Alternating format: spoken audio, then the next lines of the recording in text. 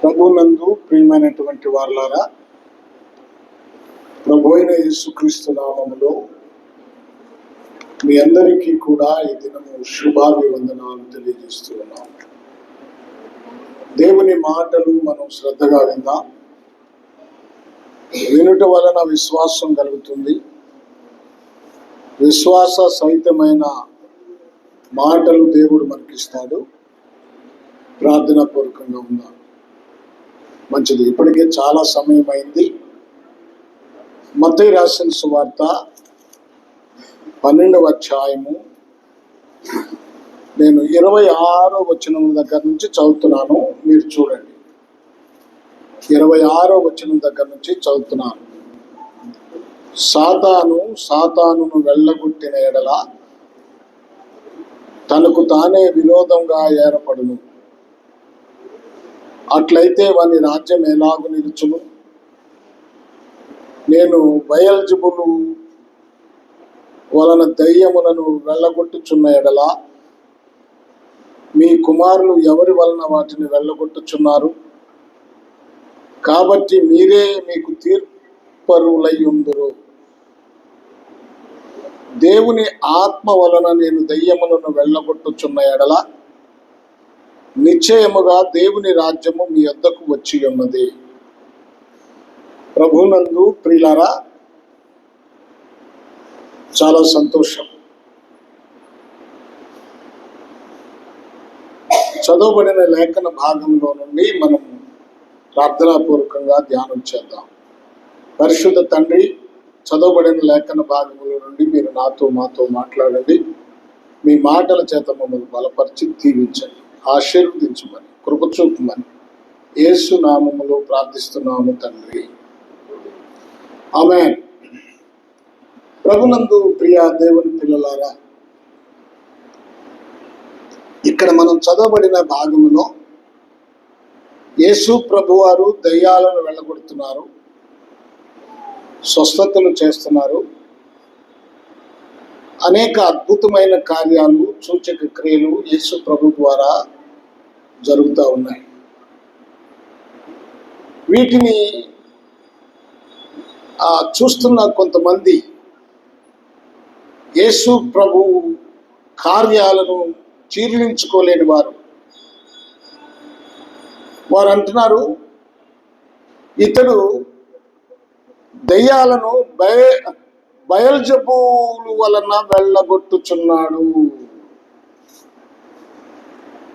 దయ్యాలను వెళ్ళగొట్టుచున్నాడు అని. బయల్జెబూలు అంటే దయ్యములకు నాయకుడు. ఇప్పుడు ప్రభు అంటాడు, ఒకవేళ ఆ దయ్యముల నాయకుడి వలన నేను వెళ్ళగొడితే అతని రాజ్యమును అతడే కూల్చుకుంటాడా? అతనే పడగొడతాడా? వాడు దెయ్యాల రాజ్యాన్ని స్థాపిస్తున్నాడు, నేనేమో దెయ్యాలను ఎల్లగొడుతున్నాను. ఆ ఎల్లగొడటానికి ఆ శక్తిని నాకు ఆ దెయ్యాల నాయకుడే ఇచ్చి ఉంటే వాడి రాజ్యము పడిపోద్ది కదా. వాడు ఎందుకు ఇస్తాడు? మీరు ఎందుకు అలా ఊహించుకుంటున్నారు? తర్వాత అంటాడు, దేవుని ఆత్మ వలన నేను దయ్యములను వెళ్ళగొట్టుచున్న ఎడల, దేవుని ఆత్మ వలన, తండ్రి ఆత్మ వలన నేను దయ్యములను వెళ్ళగొట్టుచున్న ఎడల నిశ్చయముగా ఎక్కువ ఆపమ నిశ్చయముగా ఏమన్నాడు? దేవుని రాజ్యము మీ యొద్దకు వచ్చి ఉన్నది. దేవుని రాజ్యము. ఇక్కడ సాతాను రాజ్యం ఉన్నది, దేవుని రాజ్యం ఉంది. దేవుని రాజ్యం ఉంది. సౌండ్ పెట్టి. సాతాను రాజ్యము క్లియర్ లేదు, పెట్టు, క్లియర్గా పెట్టండి. సాతాను రాజ్యము అది దానిని పతనము చేసి దేవుడు తన రాజ్యాన్ని స్థాపించడానికి వచ్చాడు. తన రాజ్యాన్ని స్థాపించడానికి వచ్చాడు. ఇప్పుడు దేవుని ఆత్మ చేత దయ్యాలను వెళ్ళగొట్టి దేవుని రాజ్యాన్ని స్థాపిస్తున్నాడు. మనం చూసినప్పుడు సాతాను రాజ్యం ఇక్కడ కనిపిస్తుంది. ఈ సాతాను రాజ్యములోనికి అనేక మంది భక్తులను సైతము సాతానుడు ఈడ్చుకున్నాడు, లాక్కున్నాడు. మొట్టమొదటి మానవుడైన ఆదాము అవ్వలను దేవుని యొక్క రాజ్యాన్ని స్థాపించటానికి దేవుని బిడ్డలుగా ఏర్పాటు చేసుకున్నటువంటి ఆదాము అవ్వలనే సాతానుడు తన రాజ్యములోనికి లాక్కున్నాడు. ఇప్పుడు సాతాను రాజ్యములోనికి వెళ్ళిపోయారు వాళ్ళు. ఆ తర్వాత వారి కుమారుడైనటువంటి కయ్యూను, వాడు సాతాను సంబంధి అయిపోయాడు. ఇలా చూసుకుంటా పోతే ప్రభునందు ప్రియ దేవుని పిల్లలారా, నోవాహు కాలములో ప్రజలందరూ సాతాను రాజ్యములోనే ఉన్నారు. అందరూ చూడండి, మనం ఆది కాండం చూస్తే 6వ అధ్యాయము 2వ వచనాన్ని చదవండి. దేవుని కుమారులు ఆగాగు దేవుని కుమారులు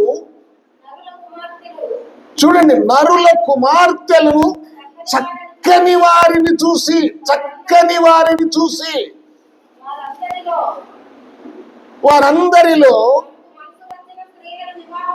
తమకు మనస్సు వచ్చిన స్త్రీలను వివాహం చేసుకున్నారు. ఎవరు వీళ్ళు? దేవుని కుమారులు ఎవరు?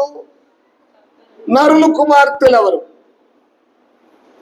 చాలా మంది అంటారు, కొందరు అనుకుంటారు దేవుని కుమారులు అంటే దేవదూతలు. కాదు, దేవదూతలకు వివాహం చేసుకోవాలనే కోరిక ఉండదు. వారు ఆత్మ సంబంధమైన మహిమ శరీరాలతోనే ఉంటారు. వాళ్ళు ఈ లోక సంబంధమైన కోరికలు ఉండవు. వారికి కామం ఉండదు, క్రోధం ఉండదు. చూడు, దేవదూతలు కాదు దేవుని కుమారులంటే. దేవుని కుమారులంటే ప్రార్థన చేసేవారు. ఆది కాండము మీరు 5వ అధ్యాయంలోనికి రండి. 5వ అధ్యాయమైనా చెప్తాను. 4వ అధ్యాయము చివరి మాట చూద్దాం. 26వ వచనం. 4 మరియు షేతునకు కుమారుడు పుట్టెను, అతనికి ఏనోషు అను పేరు పెట్టెను. అప్పుడు యెహోవా నామమున ప్రార్థన చేయటం ప్రారంభమైనది. ఇప్పుడు గమనించండి, ఎనోష్ అంటే మానవుడు. అంతకు ముందు ప్రార్థన లేదు. ఎనోష్ అనే మాటకు మానవుడు. ఈ మానవుడు ప్రార్థన చేయటం ప్రారంభించాడు. యెహోవా నామమున ఇతడు దేవుని కుమారుడయ్యాడు.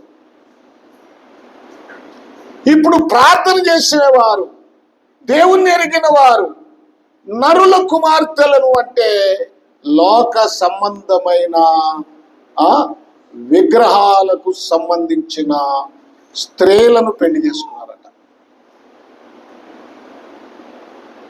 ఇది చాలా భయంకరమైంది. అలాగూ పెళ్లి చేసుకోవటం వలన జరిగిందేంటి? పాపం. వాళ్ళు వీళ్ళు కలిసిపోయారు. ఇప్పుడు నోవాహు కాలం వచ్చేటప్పటికి లోకమంతా సాతాను సామ్రాజ్యం అయిపోయింది. లోకమంతా సాతానులో కలిసిపోయింది.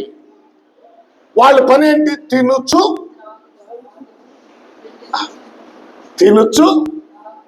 త్రాగుచు. మత్తయి రాసిన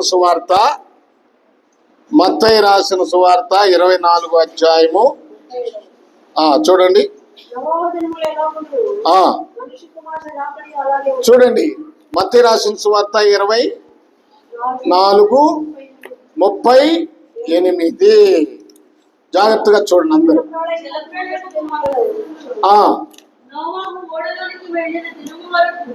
నోవాహు ఓడలోనికి వెళ్ళిన దినము వరకు వారు ఏం చేస్తున్నారంట?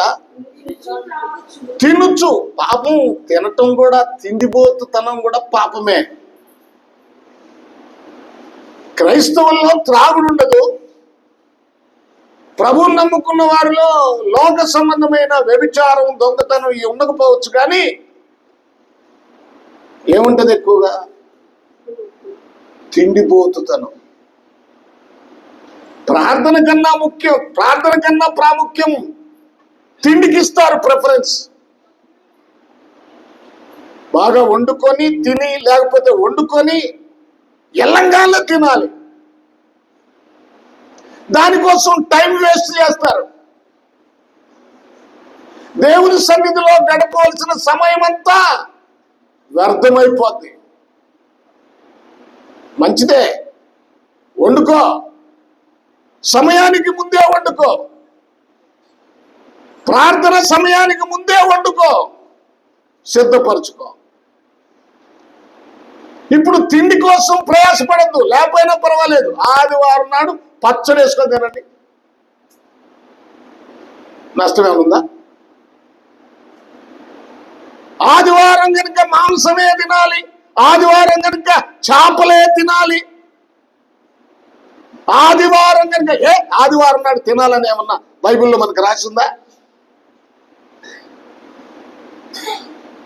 దానివలన దేవుని సన్నిధి నీవు నిర్లక్ష్యం చేయట్లేదా? దేవుని సన్నిధి పోగొట్టుకోవట్లేదా? నీవు సంపూర్ణంగా గడపాల్సిన నీవు అసంపూర్ణంగా దేవుని సన్నిధిలో గడపట్లేదా? ఆలోచించడమే. నోవాహు దినముల్లో జనులు తినుచున్నారు. తినటానికి ఇచ్చిన ప్రిఫరెన్స్ తినుచు, త్రాగుచు, పెండ్లి చేసుకొనుచు, పెండ్లికిచ్చుచు, జల ప్రళయము వచ్చి అందరినీ కొట్టుకొని పోవు వరకు వారు ఎరుగకపోయిరి. ఏమి ఎరగలేదు.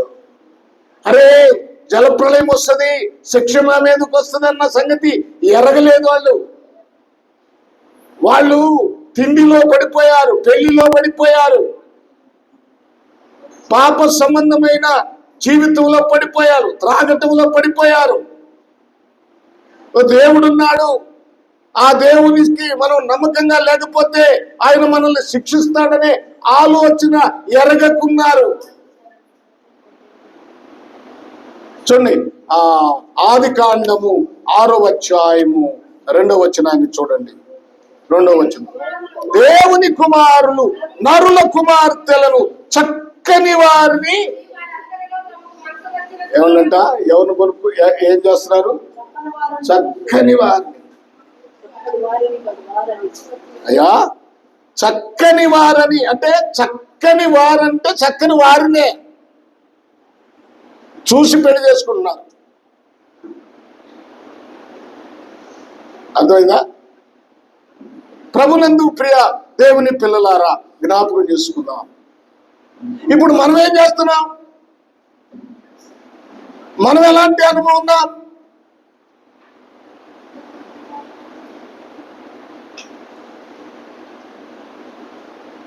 ఇలాంటి అనుభవాలు లేవా మన కుటుంబాల్లో? దేవుడు రాయించాడు కదా అక్కడ. మనము రక్షణ పొందిన వారిని అని పెట్టుకోవాలి అక్కడ. చక్కని వారు కాదు, కులం కాదు.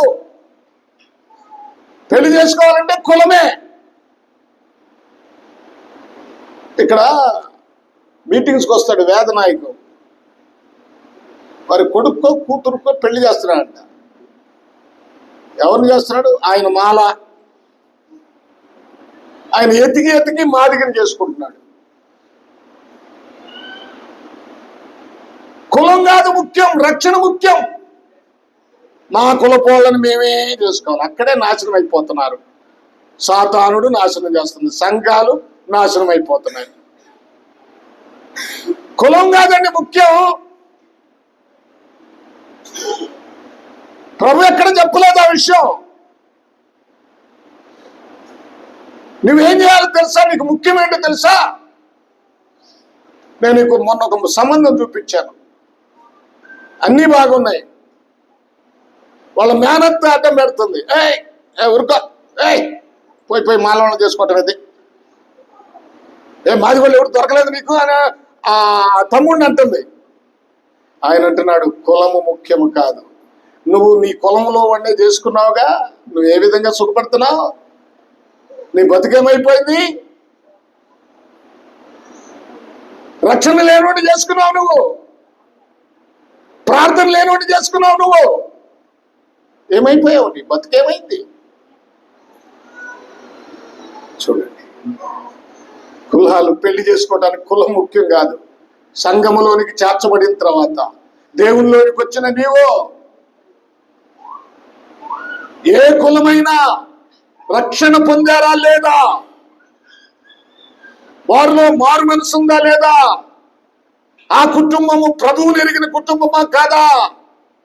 ప్రభువు కోసం జీవిస్తున్న కుటుంబమా కాదా? ఇది చూడాలి, ఇది చూడాలి. సేమ్ కులం అయితే, వాళ్ళు ప్రభువుని అంగీకరించిన వాళ్ళైతే, ప్రభువుని ఎరిగిన వారైతే మనం చేసుకోవటంలో తప్పులేదు.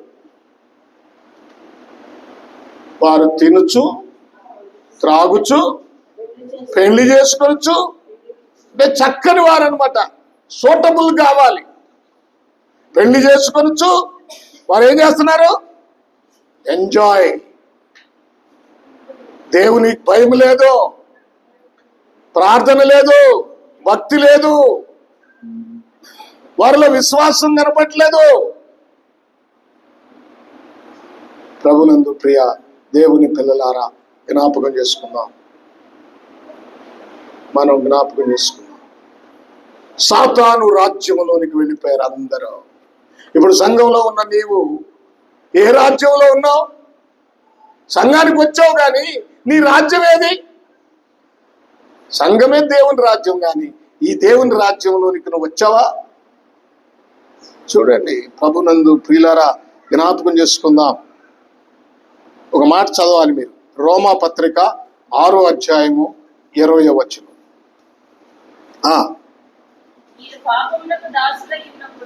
మీరు పాపమునకు దాసులై ఉన్నప్పుడు నీతి విషయమై నిర్బంధము లేదు. అగాగా, మీరు పాపమునకు దాసులై ఉన్నప్పుడు నీతి విషయమై నిర్బంధం లేదు. మీరు ఇలాగే ఉండాలి. నువ్వు పాపానికి దాసులై ఉన్నారు కదా, మీ జీవితంలో పాపమే కదా ముఖ్యం. ప్రతి విషయంలో పాపానికే కదా. నువ్వు పెళ్లి చేసుకున్నా అక్కడ పాపమే. అసలు క్రైస్తవుల పెళ్లి ఎలా ఉంటుందో తెలుసా? ఎప్పుడైనా చూసారా క్రైస్తవుల పెళ్లి? ఎంతమంది చూశారు చెప్పండి? నిజమైన క్రైస్తవుల పెళ్లి ఎంతమంది చూశారు? కూర్చున్న వాళ్ళు చూడలేదా? చూడలేదా?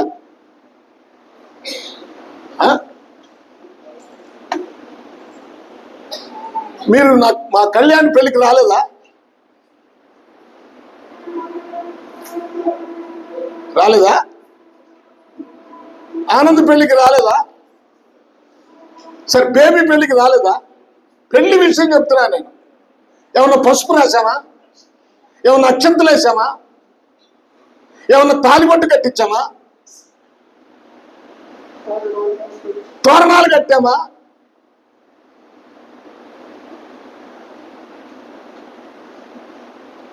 చూడండి, మన పెళ్ళిళ్ళలో పాపమే. నేను చెప్పాలి కనుక చెప్తున్నాను, చెప్పకపోతే రేపు నేను దేవుని దగ్గర జవాబుదారిగా ఉండాలి. ఎందుకు చెప్పలేదయ్యా నువ్వు? అదే మీరు నా కోసం ప్రార్థన చేయాలి. చెప్పాల్సింది చెప్పకుండా నా ఎదుట మీరు ఉన్నారు కనుక, అది మీరు చేశారు కనుక దాన్ని నేను చెప్పకుండా అయ్యో వాళ్ళు ఏమని అనుకుంటారేమోనని దాచిపెట్టుకుంటారేమో. పౌలు గారు, నా కోసం మీరు ప్రార్థన చేయండి, నా బోధ విషయమై ప్రార్థన చేయండి.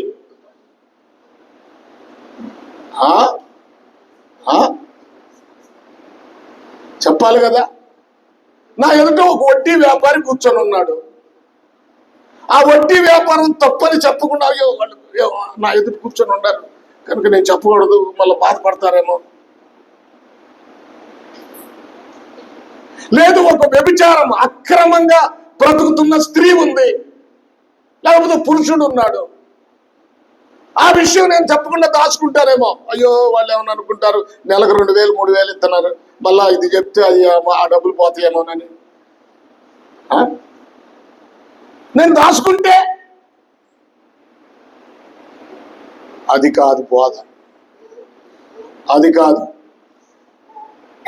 చూడండి ప్రభునందు ప్రియులారా, మనము పాపము మన జీవితంలో పాపం చేయకూడదు. ఇక్కడ అంటాడు, మీరు పాపములకు దాసులై ఉన్నప్పుడు నీతి విషయమై నిర్బంధము లేని వారై ఉంటుంది. మీరు పాపానికి దాసులై ఉన్నారు ఒకప్పుడు. ఇప్పుడు ప్రభువుని అంగీకరించారు, ప్రభు సన్నిధికి వచ్చారు. అవునా? ప్రభు సన్నిధికి వచ్చారు, ప్రభుతో ఉన్నారు. ఇప్పుడు మీరు నీతిగా జీవించాలి.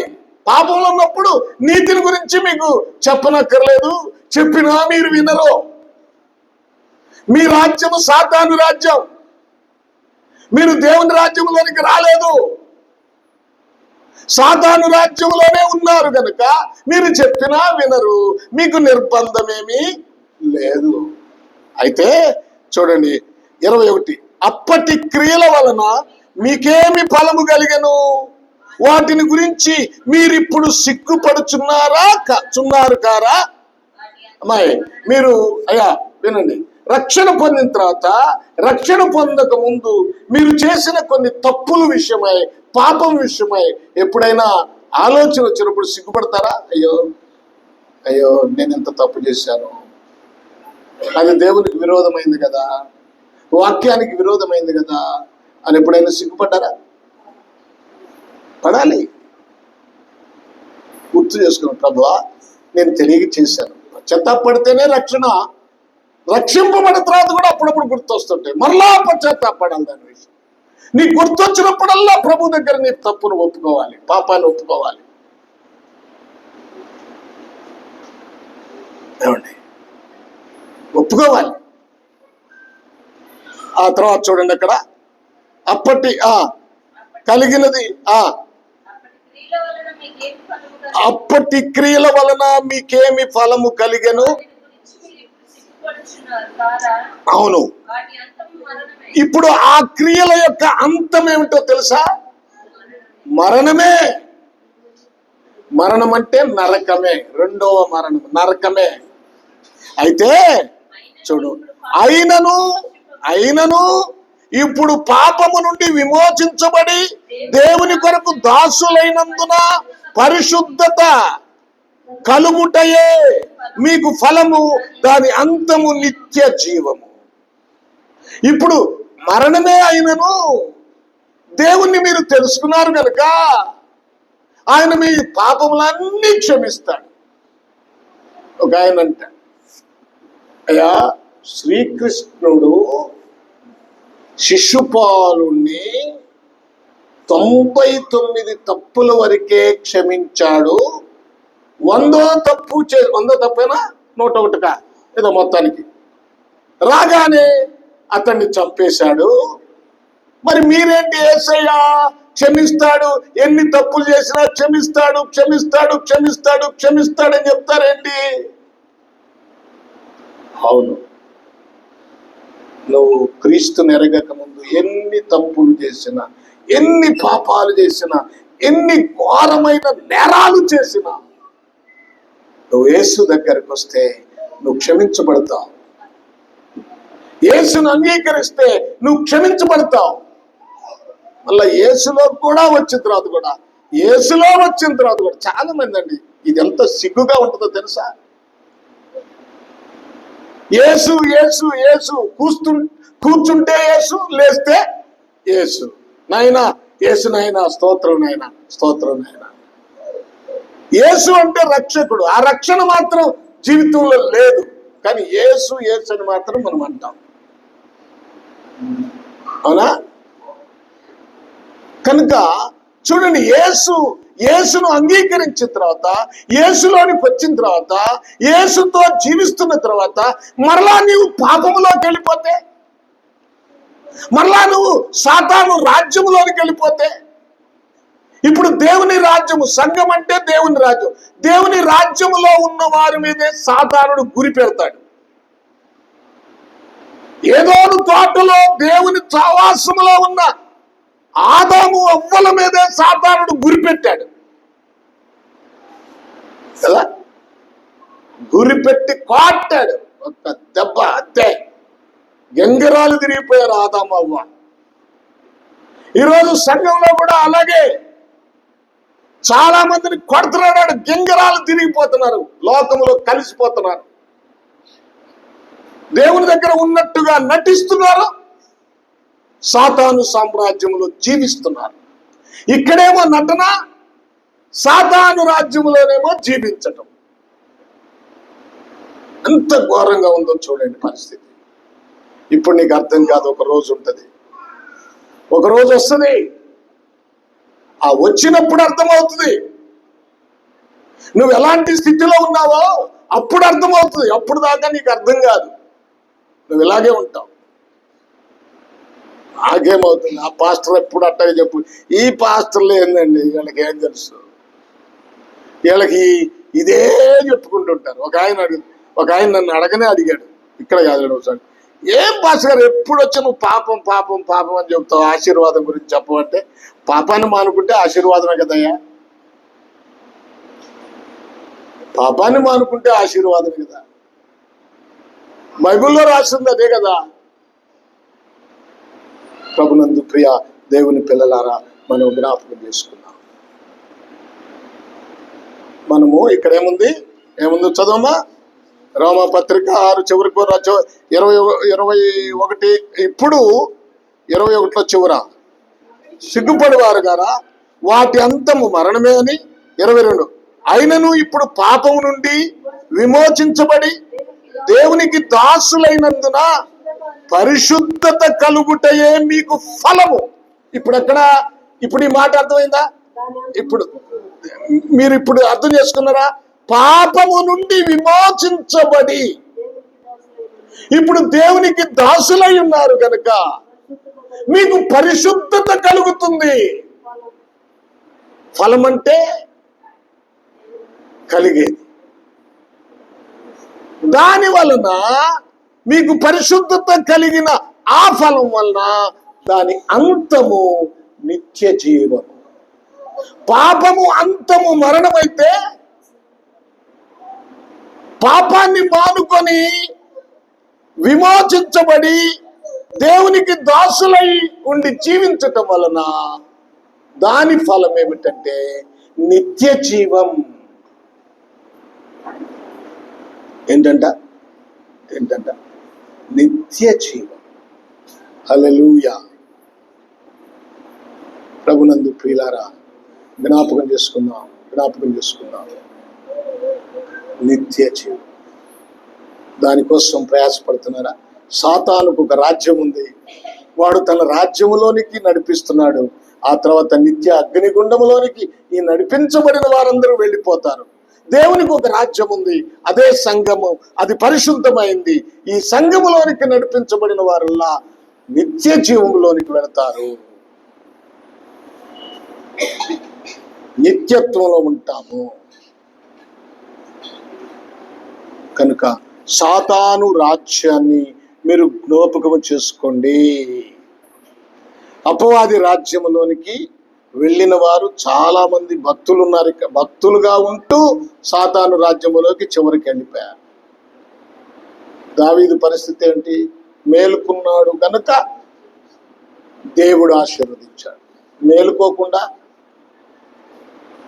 ఈ లోకంలో చాలా మంది డబ్బు రాగానే, ఐశ్వర్యం రాగానే, నాకు చాలా మంది తెలుసు. నేను ఈ తెనాల్లో ప్రస్తుతం సీనియర్ సేవకుని. ఇప్పుడున్న వాళ్ళందరూ నా తర్వాత వచ్చిన జూనియర్సే. ఏ సేవకుడైనా నా తర్వాత వచ్చిన వాళ్ళే. నాకన్నా సీనియర్లు భక్తులు ప్రభు దగ్గరికి వెళ్ళిపోయారు. ఆ లిస్టులో నేనే ఉన్నాను. తర్వాత ప్రభు దగ్గరికి వెళ్ళిపోయారు. నేను చూస్తున్నాను, నా దగ్గర నేర్చుకున్న వాళ్ళు, నాతో తిరిగిన వారు, నన్ను పిలుచుకొని వాక్యం చెప్పించుకొని సంఘాలను బలపరుచుకున్న వారు, ఈరోజు అనుకోకుండా నడమంతరపు స్త్రీ వచ్చింది. స్త్రీ కాదు, సిరి. డబ్బు వచ్చింది. అమెరికా, లండన్, ఆయా దేశాలకు వెళ్ళి వస్తున్నారు. వాళ్ళ జీవితాలు. అప్పుడు వారు నాతో కలిసి మోకరించి ప్రార్థించి కన్నీరు దార్చిన విషయం. నేను ఒక అతన్ని అడిగాను కూడా, ఏమండి మన ఇద్దరం ఇప్పుడు అండి అనాల్సి వచ్చింది అతన్ని. ఆయన స్థాయి మారింది కదా. ఆయనకి 7 కార్లు ఉన్నాయి, 1 కాదు 2 కాదు. ఆయన స్థాయి మారింది. ఏమండి అప్పుడు మన ఇద్దరం కలిసి మోకరించి ప్రార్థన చేశాం కదా, కన్నీరు గార్చాం కదా, అలాంటి అనుభవం ఇప్పుడు మీకున్నాయా? వెంటనే ఏమనలేకపోయాడు, సిగ్గుపడ్డాడు. అయ్యో ఇతన్ని నేను బాధ పెట్టినట్టున్నానే అనుకున్నాను. మరలా దేవుడు నన్ను ఆ విధంగా చేసేటట్లుగా ప్రార్థన చేయండి, ప్రార్థన చేయండి అన్నాడు. అంటే ఇక అలా ప్రార్థన చేయాలంటే వాడికి ఉన్నవన్నీ పోవాలి, పోతే కానీ మరలా అలా ప్రార్థన చేయాలి. కనుక జ్ఞాపకం చేసుకున్నాం. అనేక మంది సాతాను రాజ్యంలోనికి వెళ్ళిపోతున్నారు. ఇప్పుడు క్రైస్తవులని పేరు పెట్టుకోవచ్చు, సంఘాలకు వస్తూ ఉండవచ్చు, ఆరాధన చేస్తూ ఉండవచ్చు.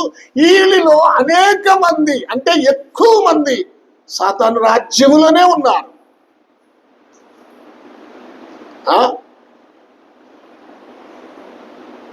నిన్నగాక మొన్న సంబంధం కోసం వెళ్ళాం ఒంగోలు ఏరియాకి.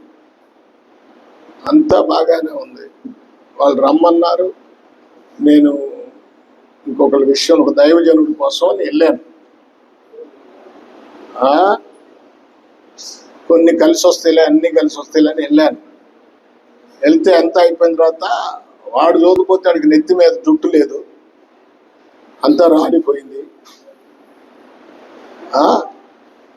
వాళ్ళ అమ్మ నాన్న అంటారు,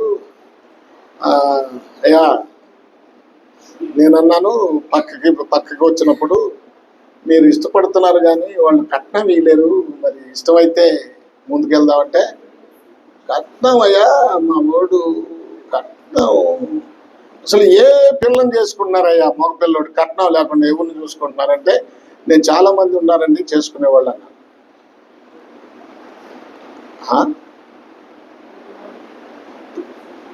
చూడండి ప్రియులారా, జ్ఞాపకం చేసుకో, ఎంతమంది ఉన్నారు కట్నం లేకుండా చేసుకునే వాళ్ళు లేరంట. వాడు ఒక మాట అన్నాడు అనుకోండి, ఆ మాట అడిగితే నేనేం సమాధానం చెప్పాలా అనుకున్నాను. మీ సంఘంలో ఎవడైనా కట్నం లేకుండా చేసుకున్న వాళ్ళు ఉంటే నాకు చూపించు, నేను ఎదురించి చేసుకుంటానంటే నేనేం సమాధానం చెప్పాలి? నేనేం సమాధానం చెప్తాను చెప్పండి?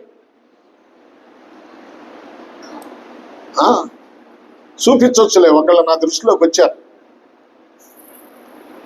చూపించవచ్చు. నేను తిరుపతి గారు చూపించవచ్చు, ఒకళ్ళు చూపించవచ్చు. చూడండి ప్రభునందు ప్రియులారా, జ్ఞాపకం చేసుకున్నాం. సాతాను రాజ్యం, ఎందరో భక్తులు సాతాను రాజ్యములోనికి ప్రవేశిస్తున్నారు. దేవుని రాజ్యములో నుంచి సాతాను రాజ్యములోనికి వెళ్ళిపోతున్నారు. కనుక మన జీవితాలను జాగ్రత్త. ఒక మాట చూడండి, కొలసీలకు రాసిన పత్రిక 3వ అధ్యాయం చూడమ్మా, 12వ వచనం. కొలసీలకు రాసిన పత్రిక 3వ అధ్యాయము. అమ్మా,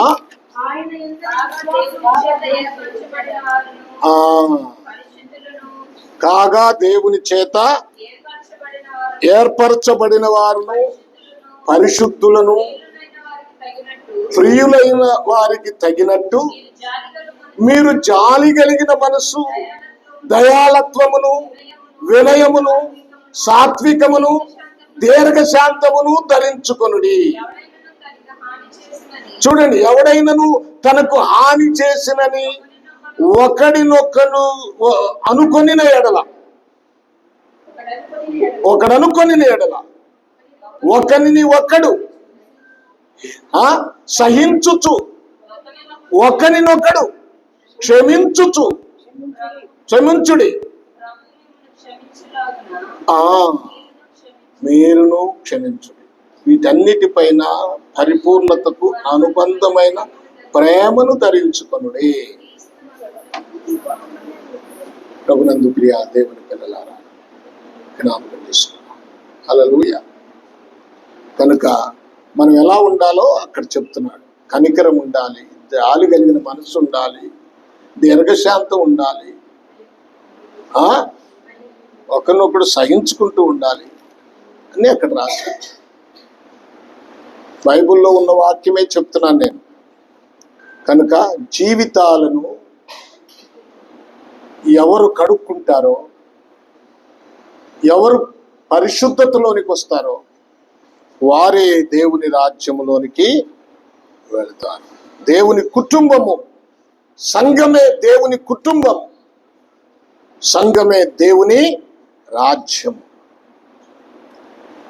అక్కడ ఉంది దేవుని రాజ్యం, ఇక్కడ ఉందని పరిగెత్తొద్దు.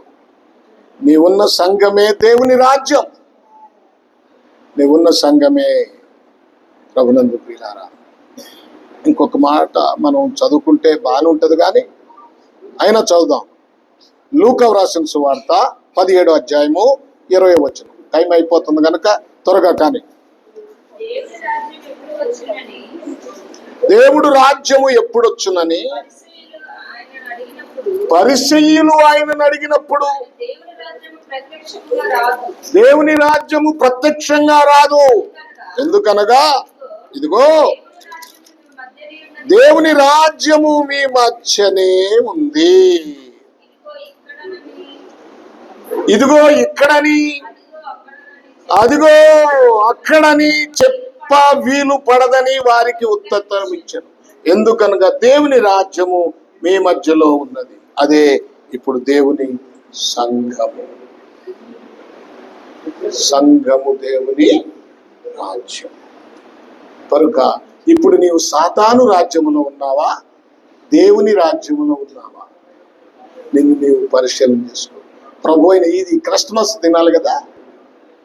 యేసు ప్రభు వారి లోకములోనికి ఎందుకు వచ్చారంటే, సాతాను రాజ్యములో ఉన్న మనలను ఆయన స్థాపించిన రాజ్యమైన సంఘములోనికి చేర్చడానికి వచ్చాడు. మన పాపములను కడిగి మనల్ని సంఘములో చేర్చడానికి వచ్చాడు. ఆయన రాజ్యములోనికి చేర్చడానికి వచ్చాడు. అది క్రిస్మస్ అంటే. నువ్వు ఆయన రాజ్యంలో చేరకుండా నువ్వు క్రిస్మస్ చేసుకుంటే, పాపమునకు దాసులుగా ఉంటానే క్రిస్మస్ చేసుకుంటే చేసుకోండి. కొత్త బట్టలు కుట్టుకోండి. అంటే పండగ అంటే పాస్టర్ గారు చెప్తూ ఉంటారు, ఇది పంటి పండగ, ఇంటి పండగ, ఒంటి పండగ. ఇదేంటంట పంటి పండగ. ఇంటి పండగ అంటే ఇంటికి సున్నాలు కొట్టుకోవటం, శుభ్రం చేసుకోవటం, బూజులు దులుపుకోవటం, ఇంట్లో ఉన్న వస్తువులన్నీ బయటేసి ఏం చేస్తారు, తోముకోవటం. ఆదివారం కూడా ఒక ఆమె తోముతుంది. ఏమా ప్రార్థనకు రాలేదంటే సామాన్ శుభ్రం చేసుకుంటున్నామండి. ఆదివారం నాడు చేసుకుంటావా? మీరు ఎంతమంది ఉండి ఉంటారు అట్లా చేసిన వాళ్ళు? వచ్చే చివరి ఆదివారం చూడాలి. ఎప్పుడు వస్తుంది? పండగకు ముందు ఆదివారం చూడాలి. మీరు ఎలాంటి వాళ్ళు? మీరు సాతాను రాజ్యంలో ఉన్నారో దేవుని రాజ్యంలో ఉన్నారో పండగకు ముందు ఆదివారం చెప్పుద్ది. పిండి కొట్టుకుంటున్నారో, ఇల్లు శుభ్రం చేసుకుంటున్నారో, సామాను శుభ్రం చేసుకుంటున్నారో, ఆదివారం నాడు సెలవుని ఆ రోజు బట్టలు ఒంటి పండగకి వెళ్ళారో బట్టలు కుట్టించుకోవడానికి. ఇంటి పండగ, ఒంటి పండగ, తర్వాత పంటి పండగ. నేను ఇంకోటి చెప్తా, ఇది మర్చిపోతున్నారు. కంటి పండగ. ఆ రోజు క్రిస్టమస్ వస్తుందంటే కంటి పండగ, డాన్సుల పండగ కదా. ఏం వేస్తున్నారండి డాన్సులు? బాబా ఎంత భయంకరంగా ఉందో డాన్సులు. పాటేమో దేవుంది, డాన్స్ ఏమో సాతాంది, సినిమాది. ఆ రోజు అయ్యా ఆ రోజు మీరు అనొచ్చు,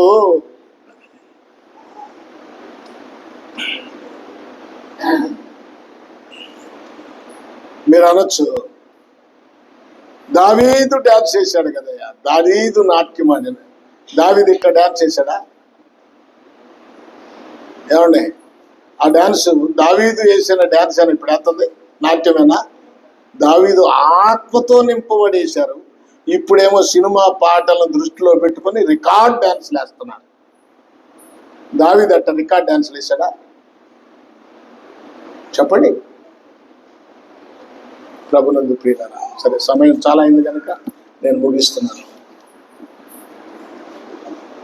ప్రభు అయిన యేసుక్రీస్తు లోకంలోనికి ఎందుకు వచ్చాడంటే సాతాను రాజ్యాన్ని మనకు చూపించి, ఆ రాజ్యములో కాదు, నువ్వు దేవుని నా రాజ్యములోనికి ఉండాలని ఆయన లోకములోనికి వచ్చి ఆయన మనందరి కొరకు సిలువలో మరణించాడు, ప్రాణం పెట్టాడు. ఆ రక్తము ద్వారా మనం కడగబడ్డాం. కడగబడిన మనము పవిత్రంగా ప్రభువుతోనే జీవిద్దాం. దేవుడి మాటలు మనందరి కొరకు ఆశీర్వదించుగాక. ఆమేన్.